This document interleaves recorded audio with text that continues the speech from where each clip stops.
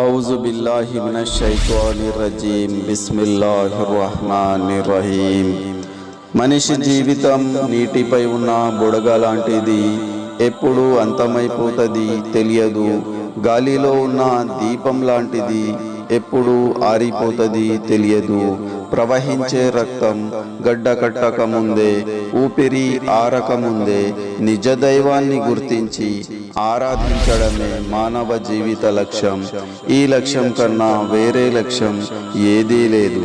అయితే సృష్టికర్త అయిన అల్లాహ్ ఖురాన్ గ్రంథంలో ఈ విధంగా తెలియజేస్తున్నాడు. నేను మిమ్మల్ని ఏదో ఆషామాషిగా అర్థరహితంగా అగాధము పుట్టించానని అనుకుంటున్నారా?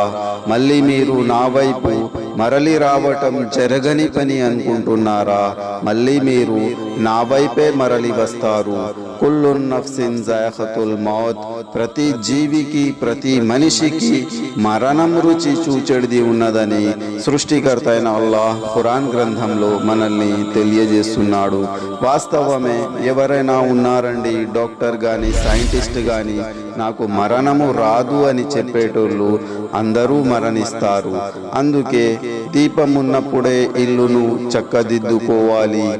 ప్రాణం ఉన్నప్పుడే నిజ దైవాన్ని గుర్తించాలి. ఇదే మానవ జీవిత లక్ష్యం.